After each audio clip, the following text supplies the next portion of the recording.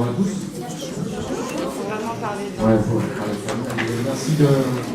Merci aux organisateurs de m'avoir invité. Donc ça, effectivement, ça va être un peu clinique, on va voir. Vous n'hésitez pas à m'interrompre ou à poser des questions, il n'y a pas de souci. Je vais essayer de vous apporter mon point de vue dans la transfusion en urgence. Grosso modo, nous, ce qu'on se pose comme question, c'est deux situations différentes. Vous avez une situation 1 qu'on peut appeler une urgence relative, où là, en gros, on a le temps de réfléchir, il faut qu'on évalue notre patient, il faut qu'on évalue notre anémie, il faut qu'on évalue sa tolérance, etc. Et on devrait se poser la question de à partir de quand on transfuse, de faire une balance bénéfice-risque, de commander, de transfuser. Et là où ça pêche, c'est ici, parce que vous savez, dans les gros établissements avec beaucoup d'internes, ça devrait être seniorisé par un médecin, d'accord, qui contrôle le bien fondé de cette transfusion. Et par exemple, ce qui pêche au CHU de Caen, c'est que souvent, dans une proportion importante de cas, commandes et transfusions ne sont pas toujours seniorisées en fonction des heures. Et puis ensuite, une fois qu'on a transfusé, on évalue. La deuxième situation qui peut se poser à nous, qui est un petit peu plus embêtante, c'est une situation d'urgence vitale immédiate, où là, on peut bien comprendre que ce qui va rentrer en compte, c'est plus l'anémie, mais c'est la cinétique d'un saignement finalement. Ce qui va plus du tout rentrer en compte, c'est pas la tolérance, mais c'est la rapidité de la prise en charge. Et le patient, je vais dire, on s'en fout un peu, c'est notre temps de réaction qui est important. Et donc là, on ne se pose pas de question de seuil transfusionnel parce que ça va trop vite, ça s'accélère trop vite et on transfuse trop vite pour savoir si on transfuse bien.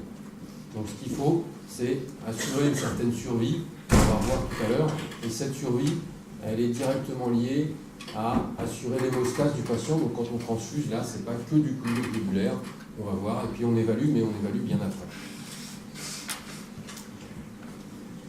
Exemple 1, exemple d'une situation, la première situation, urgence relative, donc c'est de la vraie vie.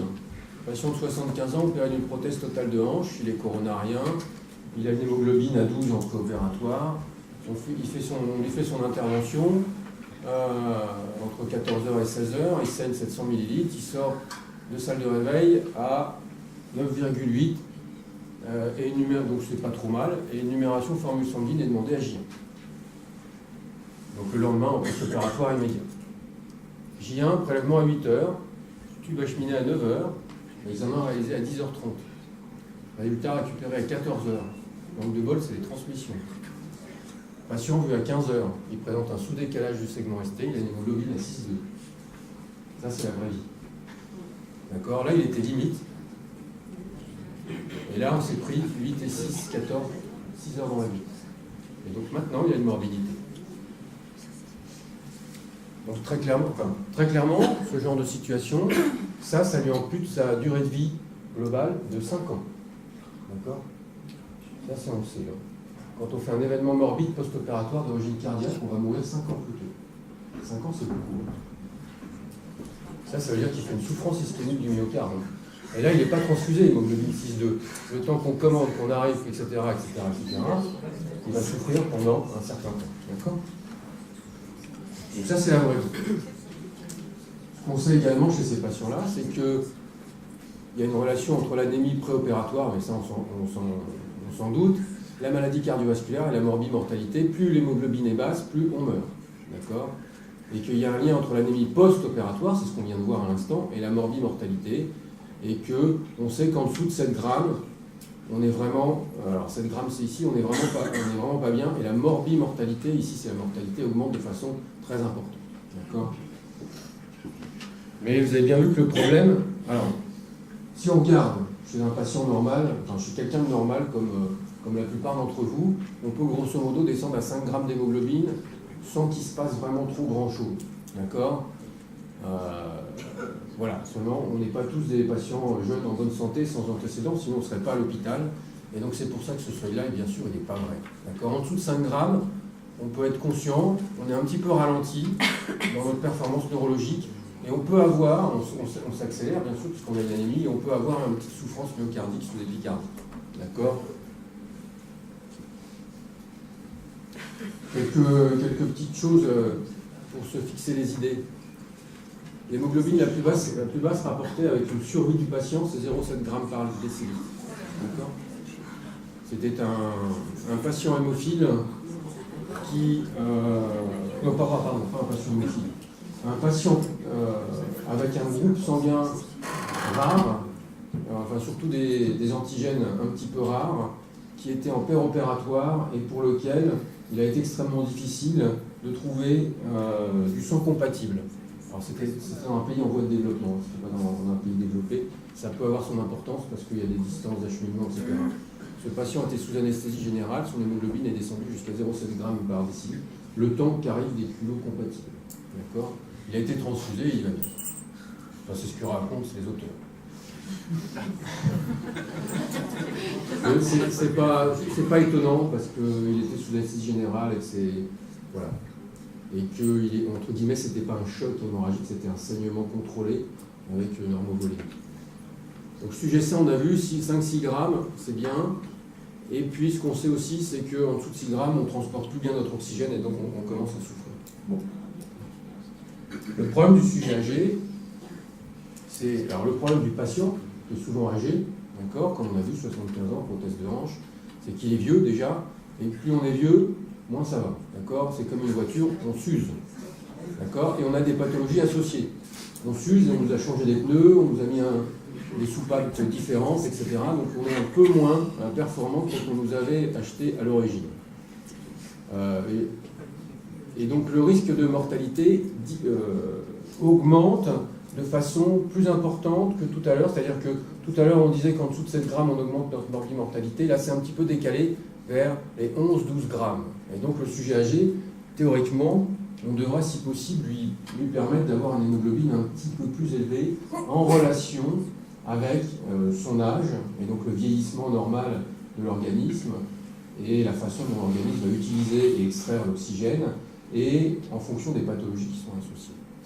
Alors ça, vous le connaissez peut-être, c'est les seuils d'hémoglobine de l'AFSAP, ils n'ont pas 10 ans, mais presque. Et ils vont être mis à jour cette année. Mais ça ne va pas changer grand-chose.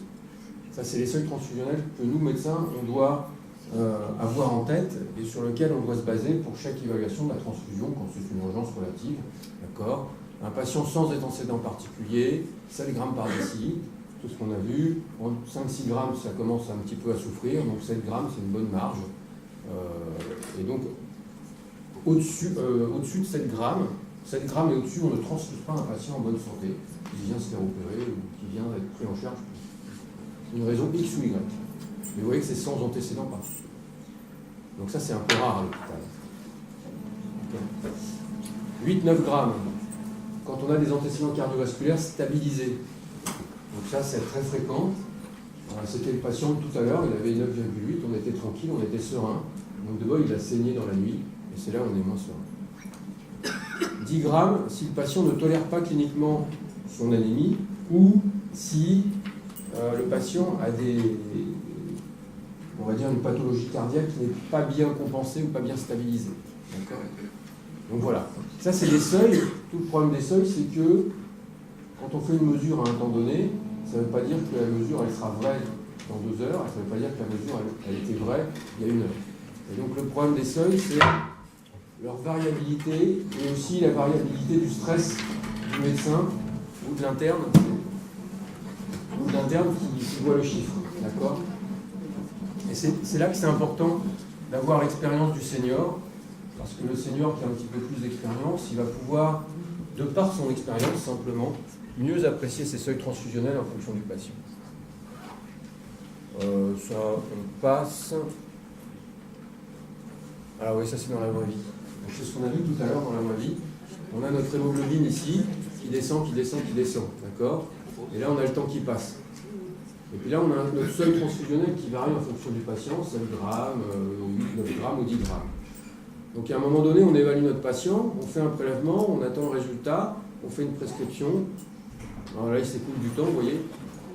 On réalise la transfusion. Le problème, c'est qu'entre l'évaluation et la transfusion, il peut s'écouler très longtemps. Alors là, c'est pas trop longtemps. Et quand on descend en dessous de ce seuil transfusionnel qu'on a vu tout à l'heure chez le patient, et bien évidemment, on augmente la mortalité. Et c'est ce que je vous ai dit, on peut amputer de façon assez considérable la durée de vie de notre patient. D'accord ? Alors ça, je le remets toujours parce que c'est intéressant, c'est ce qu'on fait chez nous, comme on dit, chez nous. D'accord. Et c'est ça permet d'illustrer un petit peu la vraie vie.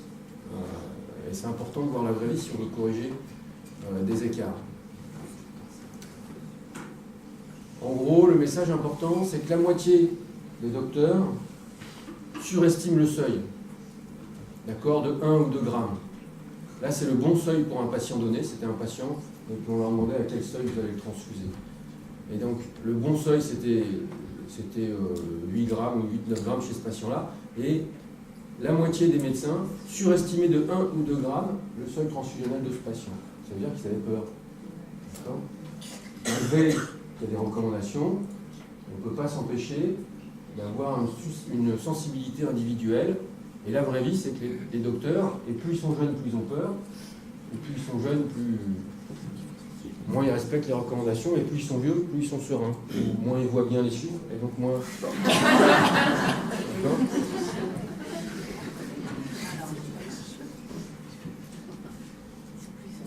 Quand on demandait mais pourquoi vous choisissez ce seuil-là, ou qu'est-ce qui vous ferait choisir un autre seuil, vous voyez que c'est les pathologies, alors je vais vous expliquer les trucs là, c'est les pathologies cardiaques et respiratoires, ici insuffisance respiratoire, et les pathologies cardiaques qui rentrent en compte dans la décision transfusionnelle. Tout le reste ne rentrait pas en compte, donc c'est plutôt pas mal, à part que théoriquement la pathologie respiratoire n'intervient pas.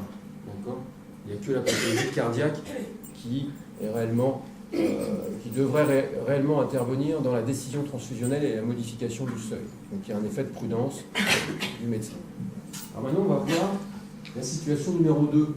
On a vu tout à l'heure, c'est aussi la vraie vie. Et celle-là, au moins, je m'en souviendrai bien, parce que là, j'étais là. L'autre, c'était un cas que j'avais choisi dans un service et qu'on avait analysé en staff, si vous voulez. Et celui-là, c'est la vraie vie. 52 ans, c'est pas vieux. Hein. Hémorragie digestive, post-opératoire, après une pancréatectomie céphalique. Donc elle est dans le service, et puis, manque de bol, très tôt le matin, elle a eu sa numération à 6 heures, cette dame, heureusement, et sa numération revient à 7 grammes par décilitre. L'interne avait réalisé un gaz du sang, parce que vous savez que la nuit, c'est souvent les internes, et il voit une acidose. Donc il la descend assez rapidement au bloc opératoire des urgences, et on la prend en charge en disant, bah oui, elle saigne, on va faire l'hémostase, et puis voilà. À part que ça se complique un petit peu parce que ça c'est sa tension artérielle, ça c'est sa fréquence cardiaque, c'est qu'à un moment la chirurgie se complique vraiment beaucoup. C'est une chirurgie qui est extrêmement compliquée et au fur et à mesure que le chirurgien essaye de trouver le saignement, non seulement il se rend compte que le saignement va de plus en plus vite, mais qu'en plus il n'arrive pas à le trouver, l'origine du saignement. Donc il y a un moment ça commence à devenir un petit peu catastrophique et on voit très vite ici qu'on a il y a une petite hypotension ici qui témoigne qu'on est déjà en train de s'installer dans un état de choc. Nous, on arrive à le compenser, évidemment, un petit peu. On commence à compenser parce qu'ici, on se rend compte que ça saigne en gardant le champ opératoire. Et donc, on commence à commander des produits sanguins, à remplir la malade. Et vous voyez qu'à un moment, ça saigne vraiment très vite, que la tension chute à 2. D'accord ? 2. C'est-à-dire qu'elle est quasiment morte, quasiment en inefficacité circulatoire. Alors ça ne dure pas longtemps, mais ça dure suffisamment longtemps. Qu'à ce moment-là, elle a 2 grammes d'hémoglobine mesurée au gaz du sang. Et que, évidemment, tout le monde s'active pour accélérer les transfusions, accélérer l'hémostase par le chirurgien, etc. Au bout d'une petite demi-heure, le chirurgien arrive à faire une hémostase comme il peut. Nous, on fait notre réanimation comme on peut. Vous voyez, donc, cette dame a descendu jusqu'à 2 grammes d'hémoglobine, 2 grammes d'hémoglobine de tension, 2 et 2, enfin, quand l'hémoglobine et la tension se rejoignent, c'est en général pas bon signe.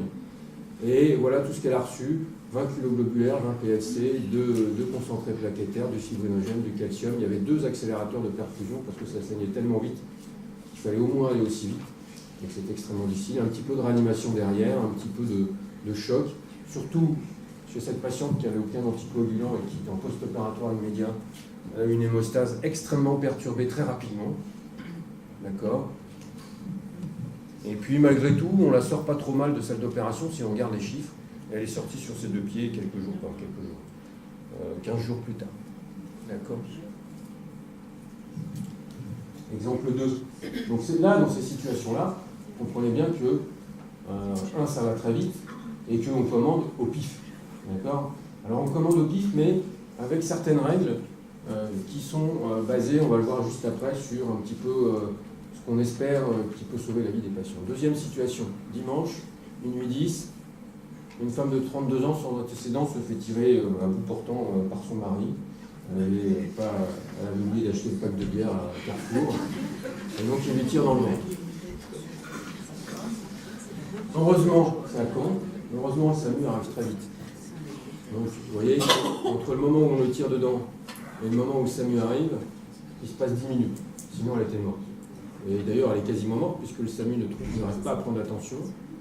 Elle est quasiment inconsciente, elle est inconsciente. Elle a une fréquence cardiaque à 140. Il la prenne en charge le plus vite possible, et elle arrive chez nous 15 minutes après. Donc c'était vraiment juste à côté du siège. Donc évidemment, elle est en état de choc, d'accord. Elle a 6 de tension, donc c'est pour ça qu'ils n'arrivent pas à la prendre. Elle a 142 pouls, elle a 3 grammes d'hémoglobine. Et déjà là, vous voyez, il s'est passé 15 minutes. Elle n'a plus de TP, elle n'a plus de coagulation. En 15 minutes. D'accord? Et c'est ça qui peut la tuer. En 15 minutes, vous voyez, cliniquement, en 15 minutes, il n'y a plus d'hémostase. Et c'est ça qui va vous expliquer pourquoi on commande comme des malades mentaux, des produits sanitaires. Donc en 15 minutes, voilà son état, 3 grammes d'hémoglobine et une hémostase effondrée. Alors c'est une dame normale, 32 ans, enfin normale à part qu'elle s'est pris un coup de fusil dans le nez. Elle est opérée, elle est transfusée, on fait tout ce qu'il faut comme il faut. Elle reçoit 34 kg, 24 PAC, 4 cups, du fibrinogène, du calcium, des tas de choses, etc. Elle passe un petit peu de temps en réanimation et elle s'en sort très très bien. Et elle est divorcée.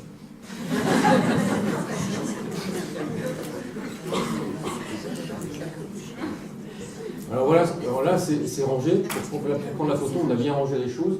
Vous comprenez, je pense à la vie. On n'a pas le temps de ranger. On ne range pas. Et alors on sait qu'on met tout dans un sac et puis qu'on fait le tri après pour compter. Parce que les 34 kilos, les 20 kilos, machin, on ne peut pas les compter, d'accord? Donc on fait le compte après. Donc dans l'hémorragie avec état de choc, la moitié c'est du périopératoire et un quart c'est de la pathologie traumatique. D'accord? En gros, pour mettre les choses. Vous voyez que les transfusions supérieures à 10 kg globulaires, c'est pas beaucoup de patients, c'est 8% des patients qui ont un état de choc hémorragique. 20 kg globulaires, on descend à 2% des patients qui ont nécessité des transfusions aussi massives. Par contre, dans un quart, il y a un état de choc associé, et dans la moitié des cas, il y a des troubles de l'hémostase. D'accord? Donc ça nécessite plein de monde. Et bien sûr, le risque d'erreur dans ces cas-là est extrêmement augmenté. D'accord? Donc les objectifs, c'est d'apporter du remplissage, de maintenir la tension, et puis c'est surtout la suite qui est importante. Donc ça, vous voulez de la clinique, ça s'appelle la coagulopathie. D'accord? Ce que je vous ai dit tout à l'heure, la dame, elle arrive au bout de 15 minutes, elle n'a plus de coagulation. Ça fait que 15 minutes qu'elle saigne. 15 minutes, c'est rien, 15 minutes. Je parle de plus longtemps. D'accord? Donc en 15 minutes, c'était ça l'hémostase. Plus rien, plus d'hémostase du tout. Donc là, vous pouvez toujours mettre des kilos globulaires, ça ne sert à rien, ils vont sortir aussitôt. D'accord? Ce qu'on a appris grâce ou à cause, comme on veut, des conflits en Irak, des conflits en Afghanistan, etc., c'est là qu'on a appris beaucoup de choses sur le choc hémorragique. Parce que vous savez que c'est à la guerre qu'on saigne et qu'on a du vrai choc hémorragique.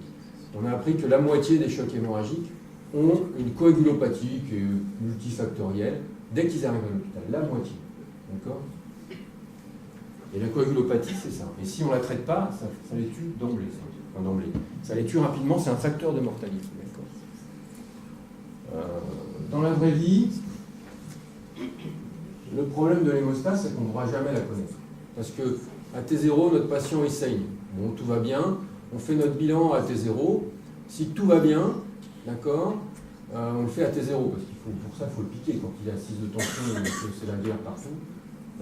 Voilà, il faut du monde, et s'il n'y a pas de monde, il sera piqué plus tard. En plus, avec tout ça, on a déjà mis plein de trucs sur les perfusions, donc il faut faire attention où on le pique. Il faut plein de monde. À T plus 30 minutes, notre patient saigne toujours. On a déjà commandé les premiers kilos globulaires, mais alors, inutile de vous dire que le bilan qui a été prélevé à T0, il n'est même pas à peine techniqué ou à peine le résultat est arrivé. Pour l'hémostase, il faut 45 minutes minimum. Hein, techniquement, c'est comme ça. D'accord? Alors, il y a d'autres façons de faire, mais pour l'instant, on n'en a pas au CHU de Caen. J'espère qu'on en aura un jour. On va s'y atteler.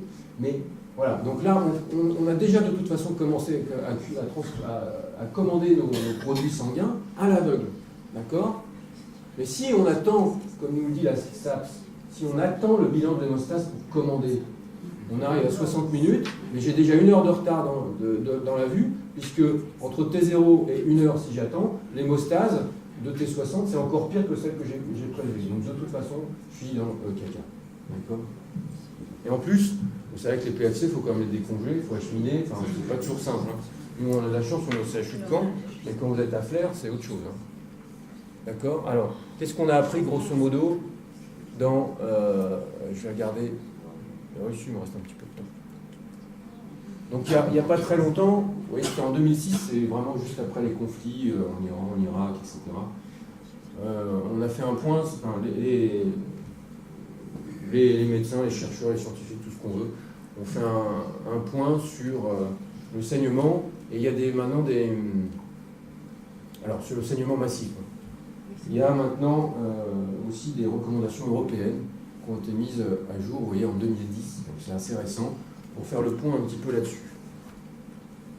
Grosso modo, alors je suis désolé, c'est en anglais, mais c'est pas très, le titre en anglais. Grosso modo, ce que vous savez tous, que vous voyez tous, c'est que plus le temps passe, plus la proportion de PFC qu'on commande est importante. D'accord? Alors pourquoi? J'espère qu'on va le voir tout à l'heure, mais c'est pas grave sinon. Pourquoi? C'est parce qu'on sait que la probabilité de survie d'un patient, on s'est aperçu à la guerre, comme ils disent, que plus le patient recevait des PFC, plus le patient survivait. Alors pourquoi? C'est simplement que plus le patient reçoit des produits d'hémostase, donc des plasmas, avec des facteurs de coagulation, plus on corrige son hémostase et plus il survit. D'accord? Donc ça c'est la même chose, c'est des courbes de survie. Vous savez, il y a très longtemps, on commandait 1 kilo globulaire ou 4 kilo globulaires, un PFC, puis après on faisait les PFC. Donc 4 kilo globulaires, puis après on se posait la question des PFC. Et ben voilà, les gens ils meurent beaucoup, voilà, enfin ils survivent moins, ils survivent à 40%, on va dire, d'accord? Et quand on dit, on essaye d'être un peu plus, on va dire 2 kilos, et puis on va commander les PFC, ils survivent un peu mieux, et quand on dit on fait 1 kilo, un PFC, et ben c'est encore mieux, d'accord? Et c'est la même chose avec les concentrés plaquettaires, c'est que plus on commande en gros du sang total, avec des facteurs de coagulation, et avec des plaquettes dedans, et ben plus le patient survit, parce que c'est ça qui perd. D'accord? Les globules rouges, on s'en fout, on voit qu'on peut descendre à 2 grammes, à 0,7 grammes, c'est pas le problème dans un patient en état de choc. Un patient en état de choc, de toute façon, ce qui va compter, en état de choc hémorragique, ce qui va compter, c'est de lui restaurer son hémostase. D'accord? Donc ça, c'est la même chose. J'ai même gagné du temps, vous voyez, par rapport au retard. Donc, en gros, c'est ça le message important, c'est que au jour d'aujourd'hui, dans la transfusion, dans le choc hémorragique et la transfusion massive, on est sur des ratios, des rapports de kiloglobulaire plasma plaquettes qui se rapprochent de 1 pour 1 pour 1. C'est-à-dire que le schéma transfusionnel qui s'établit et le protocole transfusionnel dans le cas d'hémorragie massive d'origine traumatique qui va se mettre qui devait être validé en CSTH, et puis il y a eu du retard, donc il sera validé au prochain CSTH, c'est pas très grave, c'est 4 kg, 4 PFC, d'accord, d'emblée sur les commandes. Alors après, peu importe s'ils arrivent en même temps ou pas, etc., c'est mieux, mais c'est pas très grave. Et puis, les plaquettes arrivent très vite, et puis on cède des produits sanguins labiles, du type concentré PPSB, du type facteur 7 activé, etc., pour établir une hémostase. L'objectif, c'est plus l'hémoglobine. L'hémoglobine, j'allais dire, on s'en fout chez ces patients-là. C'est l'hémostase qui est important. L'hémoglobine, d'ailleurs, les culots passent souvent bien moins vite que les plasmas quand on les transfuse. Parce qu'on sait que chez ces patients-là, on n'a pas besoin de courir à 10 grammes d'hémoglobine. Si on a 5-6 grammes d'hémoglobine pendant le choc hémorragique, c'est pas très grave. Par contre, il faut qu'on lutte contre l'altération très rapide et très profonde de l'hémostase. Donc c'est les plasmas, les plaquettes, les facteurs de la coagulation, tout ce qu'on peut trouver qui nous intéressent. Je regarde si j'ai des diapos derrière, parce que des fois j'en ai qui peuvent... non, c'est bon. Ouais, ça c'était un petit peu la physiopathologie, tout ça. Quand on saigne, la première chose qu'on va faire, nous, c'est qu'on va remplir. On va remplir avec de l'eau et du sel. Vous savez, le plasmion, la gélatine. Voilà. Donc, on remplit pour augmenter la pression artérielle. Ça, c'est d'accord. Parce que quand on a 6 de tension, c'est moins bien que quand on a 8. Et c'est encore un peu moins bien que quand on a 10. Donc on remplit on fait du remplissage vasculaire pour augmenter la pression artérielle. Mais la pression artérielle qui augmente, au moment où le patient saigne, la réaction physiologique c'est de faire des petits caillots pour éviter les saignements. Mais si on pousse dessus avec une pression artérielle augmentée, on les déstabilise, on les détruit, et donc ça va favoriser le saignement. Quand on remplit avec de l'eau et du sel, enfin avec un produit de remplissage non produit sanguin labile, on va diluer en plus. Donc déjà que le patient il a perdu des globules rouges, il a perdu des produits de coagulation, il a perdu du calcium, etc., on va le diluer. Alors on va diluer quoi? On va diluer les plaquettes, et on va diluer les facteurs de coagulation. Et on va diluer un petit peu les globules rouges. Vous savez qu'il faut des globules rouges aussi pour faire l'hémostase. Et ça, ça fait saigner. Ça donne une coagulopathie, et ça augmente le volume de l'hémorragie. Alors en plus là-dedans, nos patients, ils sont hypothermes parce qu'ils arrivent en dehors de l'hôpital ou que de toute façon pendant l'intervention dans les salles d'opération, vous savez que les chirurgiens ont chaud parce qu'ils sont en casaque, etc. puis qu'ils travaillent. Et donc la température elle est à 17, 18, etc. Et le patient il est tout nu. Il est tout nu, le ventre ouvert, et donc il est exposé à l'hypothermie. D'accord ?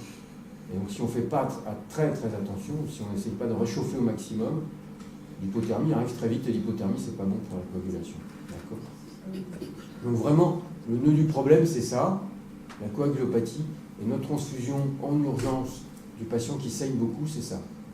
C'est rétablir un taux de plaquettes, un taux de facteur de coagulation et un hématocrit minimal nécessaire et suffisant pour assurer l'hémostase. Pas pour l'hémoglobine, pour assurer l'hémostase.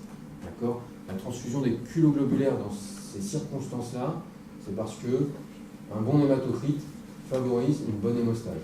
C'est le coup du tuyau avec les globules rouges au milieu qui poussent les plaquettes sur les parois. Voilà. Bon, ben voilà, on peut discuter un peu si vous voulez.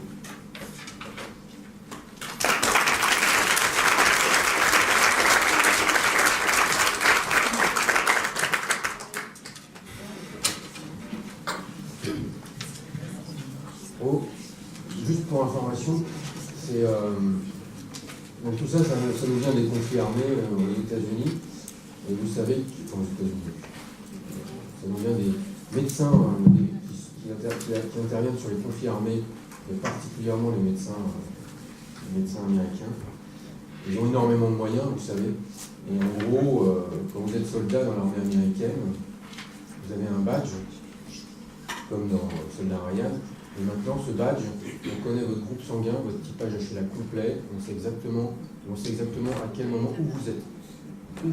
D'accord ? Ils ne sont pas tous sur le champ de bataille, il y en a qui se reposent, on sait exactement où vous êtes. Et quand arrive un blessé par arme à feu, donc là il n'y a pas à faire d'examen clinique, le blessé par arme à feu, il saigne.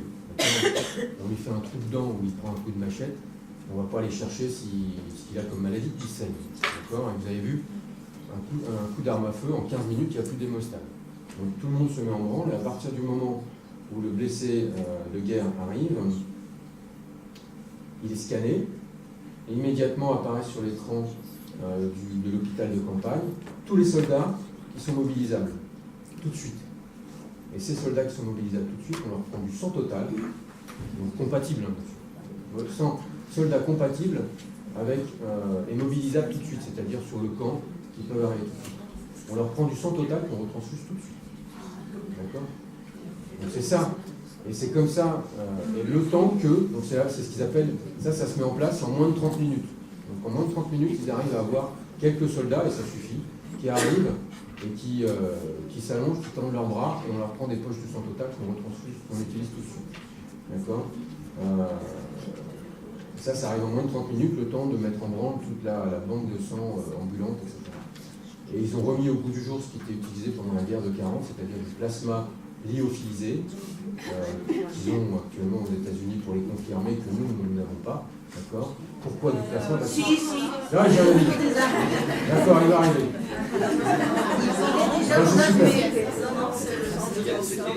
C'est super, c'est ce qu'il nous faut.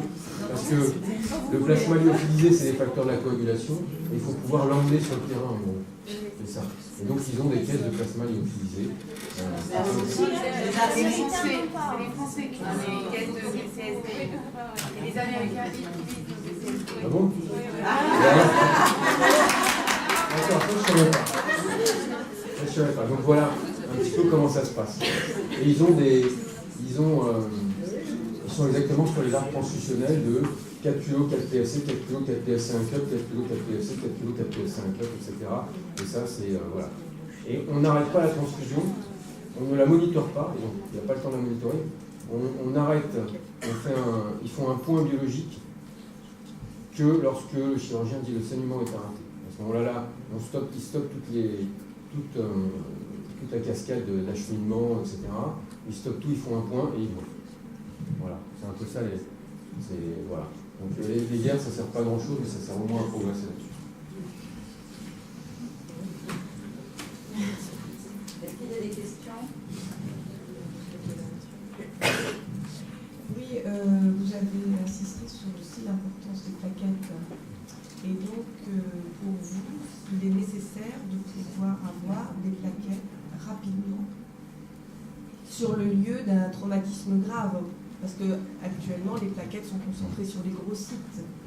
Et est-ce que pour vous, ça mériterait une réflexion et de mettre à disposition des plaquettes sur des sites plus modestes? Il y a deux visions des choses. Un petit peu comme dans ces transfusions d'urgence, il y a deux façons de voir les choses. On a vu que le message passe très vite quand c'est des situations un peu catastrophiques.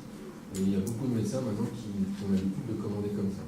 Alors, c'est à la fois bien pour certains patients, et à la fois pas très bien, on va dire, pour la gestion des produits sanguins adultes par un établissement sanguin. Et la crainte qu'on a tous, en quelques mois j'ai personnellement, c'est qu'on aille vers une dérive de trop de consommation. Et donc j'aurais tendance à dire non, pour freiner les ardeurs. Parce que les jeunes médecins, je le vois au quotidien, moi je me considère comme un vieux maintenant, mais les jeunes médecins, enfin en tout cas je vois la différence de comportement. Ils sont extrêmement agressifs, peut-être parce qu'ils sont stressés, peut-être pour d'autres raisons, et ils commandent trop vite. Et souvent j'essaie de les freiner, je ne suis pas toujours là tout le temps, donc je ne peux pas tout le temps les freiner, mais j'aurais tendance à dire non, parce que sinon on s'expose j'ai peur qu'on s'expose à une dérive et à un gâchis de produits sanguins. Donc je préfère, c'est ce qu'on essaie de mettre en place sur la basse Normandie, ce qui se met en place dans plein d'autres régions, je préfère qu'on ait un centre de recours, comme c'est un autre exemple qui s'est passé il n'y a pas très longtemps. Vous savez, à l'Aigle, il y a eu un petit enfant qui a eu un saignement hémorragique extrêmement important. Et ben, plutôt que de mettre des produits sanguins partout et qu'on les consomme sans réfléchir, ou peut-être, pas sans réfléchir, mais peut-être avec un peu d'excès, je préfère qu'on laisse ces situations-là aux gens qui en ont l'expertise, parce que c'est des situations rares et on fait bien que ce qu'on fait souvent. Et dans ces situations-là, nous, médecins, on sait très bien que le médecin qui ne fait pas ça souvent, il ne fera pas bien. Et donc on préfère mettre à disposition des équipes rapidement mobilisables avec un hélicoptère ou je ne sais pas quoi, quel moyen de transport, mais on va dire que sur la région, ce qu'on a retenu, c'est l'hélicoptère, ou à ce moment-là, une équipe alertée, déjà communique avec le médecin pour essayer d'évaluer la gravité, et en fonction de cette gravité, on évalue vite, il suffit d'un petit hémocu et puis d'avoir la circonstance du traumatisme, une hémorragie d'origine vasculaire, comme les plaies par arme à feu ou comme une plaie chirurgicale vasculaire, on sait que ça saigne très vite et on sait que ça va très vite aboutir à une coagulopathie. Voilà, après on veut juste savoir s'il est jeune, s'il est vieux. En gros, pour savoir jusqu'où on va aller dans la réanimation, à peu de choses près. Et puis voilà. Et après, il faut aller très vite. Mais alors, on ne peut pas sauver tout le monde. Et je préfère moi qu'on aille très vite en partant de camp, en partant d'un centre de référence et de l'établissement de référence, en disant ben voilà, on part sur un choc hémorragique. Je suis le médecin qui monte dans l'hélicoptère. J'ai besoin de 6 kg 6 PFC 1 cup. Je je passe dans, dites-moi quand c'est pas, je passe l'écran, mais j'y vais. Et c'est comme ça qu'on a fait, c'est comme ça qu'on veut faire, parce que c'est peut-être une crainte à tort, mais j'ai peur qu'on aille trop, qu'on fasse un gâchis pour lui sonner la vie, et c'est trop précieux pour faire un gâchis. Ça, je le vois bien sur le comportement des jeunes médecins. Et c'est ça qui me fait peur. Comme la transfusion en urgence, pas vitale, hein. On le voit tous les jours, on le voit trop souvent, c'est choquant. Des prescriptions, cette fois-ci non seniorisées. Alors ça, c'est pas des PFC, etc., mais c'est des QEWR. Des prescriptions non seniorisées et qui aboutissent à des prescriptions qui n'auraient pas eu lieu si un senior était passé et avait examiné ce malade et avait dit bah non, là c'est pas 3 kilos que tu vas commander, c'est 1 et puis on va voir. D'accord, vous connaissez mieux que moi ces situations-là, pour les vivre au quotidien, pour avoir la pression au téléphone des fois du jeune médecin qui. Pardon, ça c'est pas moi qui vais vous l'apprendre. Alors des fois nous on crie au téléphone, parce que vous avez vu des fois, c'est un peu la pagaille. Hein. Quand ça saigne très vite, c'est un peu la pagaille et on n'est jamais de bonne humeur. Enfin, on est stressé, il y a un certain niveau de stress.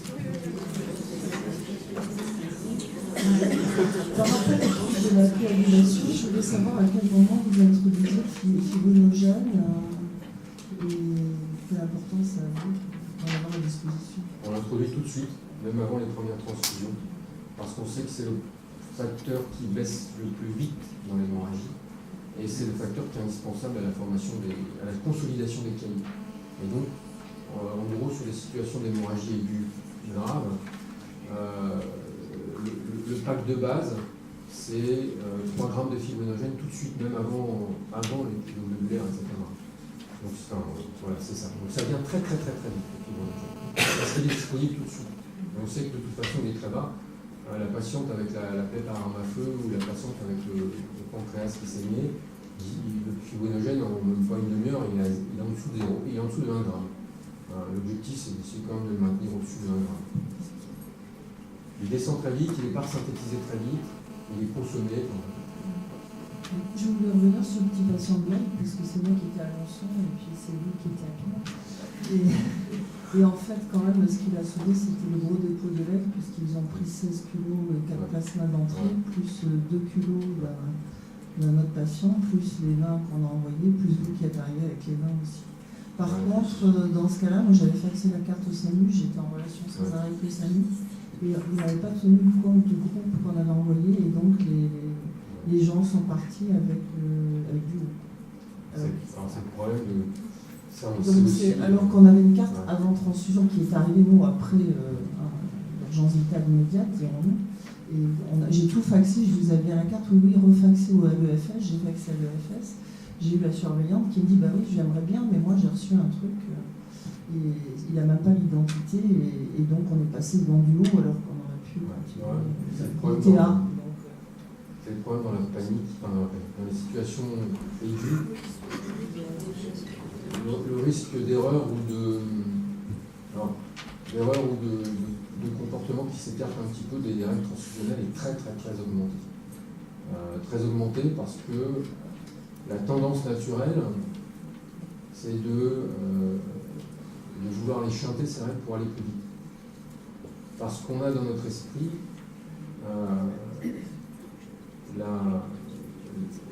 l'idée que ces règles transfusionnelles ralentissent les choses.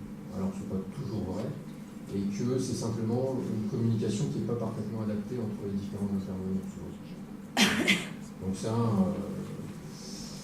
Enfin, je sais pas, quand le médecin faxe la carte et enfin, donc ils étaient très contents. Je sais pas qui j'ai eu en ligne, c'est pas vous, c'est pas ce nom-là. Mais ils étaient très contents, ils ont dit faxer tout de suite à l'EFS, mais en fait c'était trop tard. Parce que la demande était déjà partie. Donc dans ces cas-là, je trouve que c'est un petit peu dommage de ne pas faire la corrélation avec l'identité. C'était le même patient. Mais dans ces cas-là, j'en ai pas parlé, mais vous imaginez pas le nombre d'erreurs monumentales qui sont faites.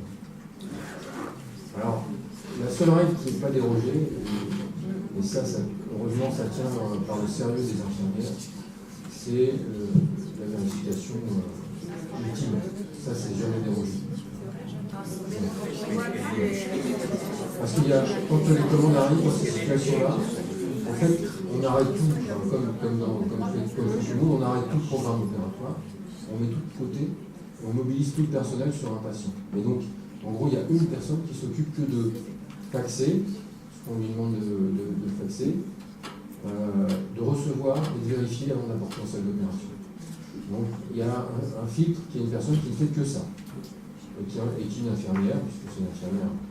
Voilà, et les autres sont en salle d'opération et s'occupent du patient. Mais il y a vraiment une personne qui ne fait que ça, c'est au moins le verrou pour qu'il ne saute pas. Par contre, et donc qui vérifie si c'est le bon patient, le bon machin, etc. Parce que sinon, ça peut partir dans tous les sens. Elle fait même le contrôle du test. Oui. Et le sang, c'est un tube pour lui donner. Oui, on lui apporte. De toute façon, on fait des prélèvements toutes les 30 minutes, histoire, pas pour les voir, parce qu'on ne les voit jamais, les prélèvements, sauf les gaz du sang, mais pour avoir après une idée de la cinétique des événements. D'accord ?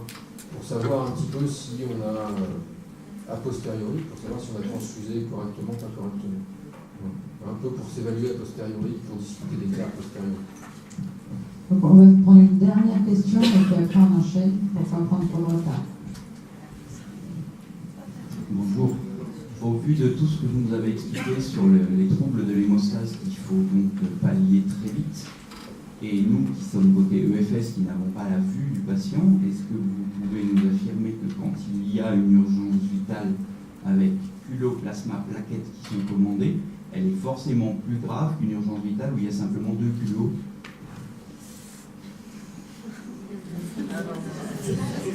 Ou est-ce que tout est relatif et... Non, je crois que l'objectif que j'essaie de faire respecter, moi je suis moins sur le terrain maintenant, mais l'objectif que je demande aux équipes qui prennent en charge des patients, c'est que lorsqu'un patient est grave, on a toujours le temps de prendre le téléphone et d'appeler l'EFS en disant on a monsieur machin pour lequel on va vous commander des globulaires en bleu. Pour le temps qu'on confirme la commande ou pas. De toute façon, il y a une confirmation téléphonique qu'on doit faire. Moi, j'exige, et je sais que ce n'est pas toujours fait, que ce soit le médecin senior qui téléphone à l'EFS au moins la première fois pour dire monsieur machin, c'est un patient grave, vous allez recevoir plein de commandes derrière. Voilà. Et donc, dans le protocole institutionnel, et il faut, vous savez, c'est comme la France, il faut valider tout par 12 millions de commissions. Et donc, le protocole institutionnel de transfusion massive dans le cadre de la traumatologie seulement, c'est différent dans les autres opérations, ce sera, premièrement, de déclencher ce protocole. Ce déclenchement, il sera fait par un appel téléphonique à l'EFS en disant le bloc machin truc déclenche, enfin, on vous déclenche un protocole transfusion massive. Et donc vous saurez à partir de là, parce qu'on vous communiquera le protocole, qu'il y aura des commandes. Mais il faudra qu'il soit déclenché. Pas de déclenchement, et ça, je vais avec Agnès Bazin et l'EFS, pas de déclenchement égale pas de réaction de votre part. Et ça sera normal.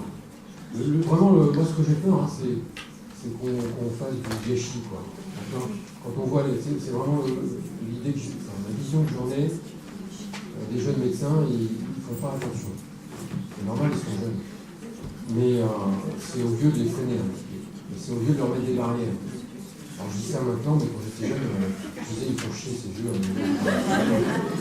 Mais voilà, le rôle évolue, et moi j'ai vraiment peur des dérives. Écoutez, merci beaucoup, c'est vraiment pour ces échanges.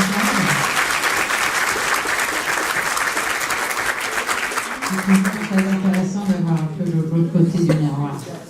Bien, écoutez, bonne journée à tous. Merci.